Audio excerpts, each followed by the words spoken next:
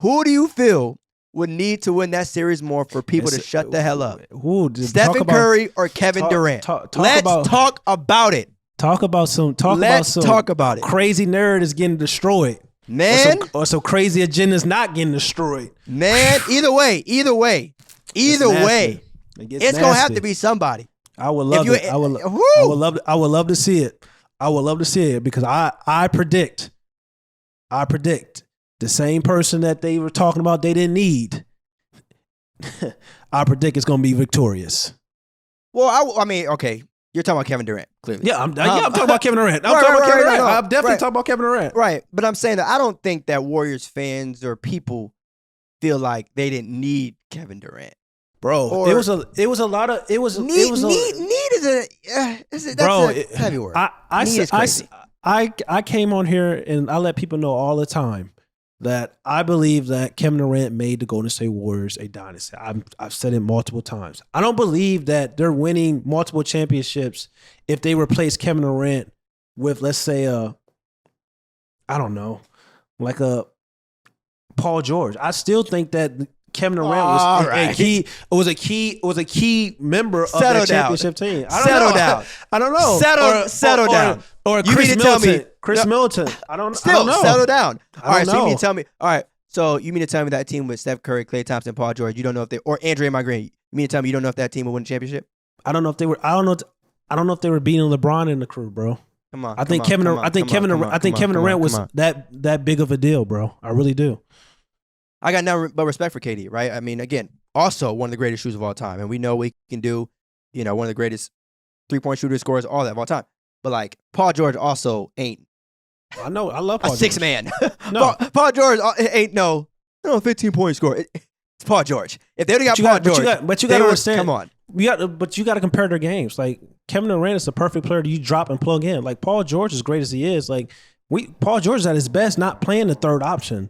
Or really the second option. Paul George is at his best being the number one option. So would Paul George be able to go on that team and really not have the ball in his hands and just be a catch and shoot player? Would he be able to adjust mentally? Would he want to do that? So it's a whole lot of things. That's what I'm saying. Like it ain't just like Kevin Durant is almost really the perfect basketball player. You really break things down to it. Like can score it at every level on the basketball court, can handle the ball, one of the greatest shooters of all time, but also Kevin Durant, you can drop Kevin Durant and place them in any NBA system and they're going to flourish without it being a problem. Some guys, you can't do that, which is why I said I believe that Kevin Durant made the Golden State Warriors a dynasty. So if they do match up the Golden State Warriors and the Brooklyn Nets in the finals, I'm going to pick the Brooklyn Nets because I feel that the Brooklyn Nets will have the better player amongst the two teams. Not mad at it, but let me address the earlier part.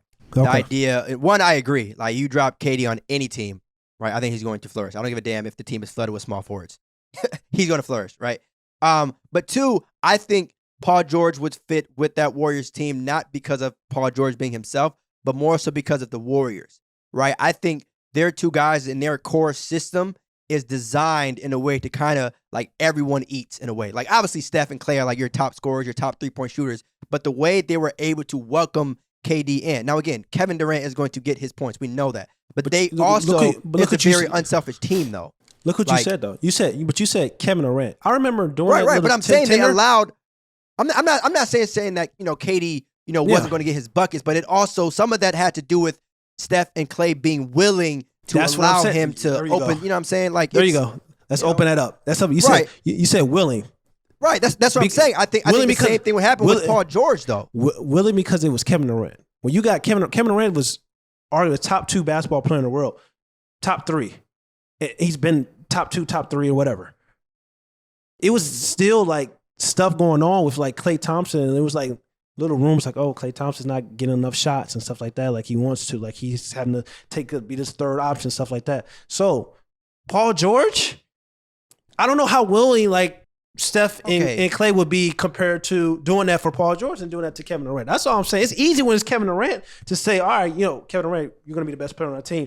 But saying Paul George going to take less shots for Klay Thompson. Klay Thompson probably thinking in his mind he better than Paul George. So it's just like, I don't know how willing like that situation would have worked out. That's just me looking on the inside, right? But on the outside end, to be honest. All right, so let's make sure that we're clear. When I say willing, I don't mean like willing as if to say, all right, Paul George is on our team. We're going to allow him to get the last shot. Or Paul George is on our team, so we're going to allow him to shoot 20 times. I'm saying willing as if to say, like, yo, if we're having a bad night, we trust him enough to, like, yo, go get an isolation bucket, right? Yeah. Like, if Steph is shooting poorly from the field or Klay's shot isn't working, we have Paul George, who's like that, what could be one of the greatest third options of all time. And so there is a difference. There's a gap, I feel like, between Kevin Durant and Paul George, obviously. When you think about the team that KD joined, which we already know and stuff like that, being a 7-3-9 team and adding Paul George, I think they would have been in great shape. I think they would have been in some serious. I think they would have been great, but they weren't. They wouldn't have been invincible. They were damn near invincible when they had Kevin Durant, bro. You could make the case that they were beatable. I mean, they got beat at 7-3-9, but like if you win 73 games in a season, you're not too far off from being invincible, right? Win or lose. And to add Paul George, I mean, hey, like all I know is like if they have Paul George over Kevin Durant, it's a lot of people, and they played the Cleveland Cavaliers. I don't think that series, that final series, is going to go the way that most people think it would. Paul George almost did it by himself with a completely different team and a better LeBron team. So what you think he would have done with Steph and Klay? Bro, I just don't feel like it's. Who was the second best player on those Pacers team? Okay. Danny Granger. Danny Granger. What? No. No. Danny Granger. Roy Hibbert, David West. Roy Hibbert. Love those two guys. Love them. Those series wasn't really close as you really think about it. But if you really think about it, either way, Steph Curry and Klay Thompson. All I know is if LeBron James, Kyrie Irving, Kevin Durant, they're not looking at the Golden State Warriors. They respect Paul George. And it seems like I'm taking a shot at Paul George. And I'm not taking it. I know how talented Paul George is. But people don't understand, like, Kevin Durant is Kevin Durant. Like, you drop Kevin Durant on a 73-9 team, they're damn near unstoppable. Like, everybody knew, like, oh shit, they're gonna win the finals. I knew that. It was a wrap. That's why everybody was just like, as basketball fans, like, are you serious? Like, come on. Like, where's the competition? Like, what the hell has happened? If Paul George would have signed, I don't think that the reaction would have been as big. People would be like, damn, they got Paul George. Cool. Let's run. You know what I'm saying? I really feel like that. I really feel like the fear factor that Kevin Durant brought playing on the Golden State Warriors is like, people really forget, like, yo, Kevin Durant is like, it's just hard to explain. It's Kevin Durant. It's like LeBron going to the Warriors. That's how I view, like, Kevin Durant going to. It's like LeBron going to the Warriors. Like, shit. It's like Kevin Durant, like, shit. But it's just like, all right, Paul George going to the Warriors, like, shit. Okay. Like, it still would have been like shit. It's like shit, but it wouldn't be like. It might have been shit. It might have been twice. It's like shit. But like Kevin Durant, like shit. It would have been some deep sides. Well, that's it. See, all right, so that's it. So it sounds like what you're comparing Kevin Durant and Paul George, right? Again, the Warriors would have been better with Kevin Durant over Paul George. I agree with that. But to me, the question, in my opinion, is would they still, with Paul George, have been the clear-cut favorite? I still think they would have, maybe not as much, but they would have been a clear-cut favorite. They would have been the favorites. They would have been the favorites. They don't know about long shot. They would have been the favorites. They just won 73 games. I don't think they would have been the favorites, bro. But I think people would have still been feeling like, yo, the Cleveland Cavaliers can beat the Golden State Warriors if they would have added Paul George. I really feel that way. You feel that? Say that again. I feel that people would have still been thinking that, yo, the Cleveland Cavaliers could have beat the Golden State Warriors with them adding Paul George more so than them beating them with Kevin Durant, bro. Nobody that really watched basketball thought that the Cleveland Cavaliers was really going to beat that Golden State Warriors team. I know I didn't. Well, of course, no one with a pulse thought that. I mean, just really break things down. The cards are really, stacked against them. I mean, it's just okay. Now swap Paul George with that team. It's like, all right. I still feel that way. You still okay? Yes. Yeah. Okay. I still okay. Bro. First of all, you're the one that talk about all the time how playoff Paul George came back with no Kawhi and brought a team like the Western Conference. That's a number one option. So what do you? That's a number one option. Okay. That's a number one option. Okay. As the number one, some guys are not. Some fair, guys very fair.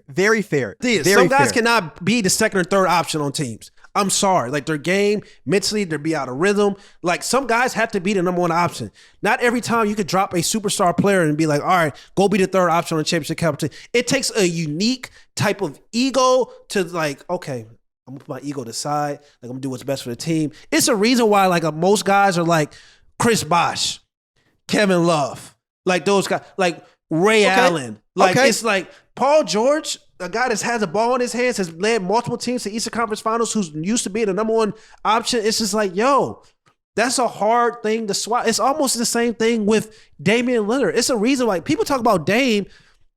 Dame doesn't want to leave Portland because of loyalty, but also Dame doesn't want to leave Portland because Dame views himself as a number one option. He views himself as the man, as the go-to guy, as a guy that wants to have all the credit to help lead a team to a championship. Paul George is cut for that similar cloth, bro. That's all I'm saying. It's just like some players to go to a different team and to play that second option is like, okay, I probably can do it. But third option, like, this really is hard for me. You know, it's tough. So that's all I'm saying. That's why I'm saying like those things matter. Okay, a couple things. One, when you mentioned all those other guys, right, outside of Dame, one thing that I'll mention on top of that, it was who they decided to play with, right? So, like, it ain't even just like a Chris Bosh or a Kyrie. When you have a guy like LeBron James that is willing to, you know, obviously anytime you play with LeBron, he's going to be the number one option. But like, there's been times where LeBron has been like, yo, you go get a bucket. I have confidence in you. It's not just me. Same thing with Steph and Clay. Those are two of the most unselfish superstars the league has ever seen. So I don't think that Paul George would have inserted himself and felt like alone. Now, you know, I use that very loosely, the KD situation and all that. But it's the idea of like, if Paul George went there, I don't think it would have been Steph and Clay that said like, you know what? You're coming to our team. You wait your turn. We got this. If we need you, we'll call you. I don't think that would have been the case. And on top of that, but the fact that Paul George is ringless, the fact that Paul George is not you know, got a bunch of championships and he's bringing that pedigree. Bro. He's going to a team that already has it. So it's like, yo, underestimate what? I think you underestimate guys' egos sometimes. That shit was that.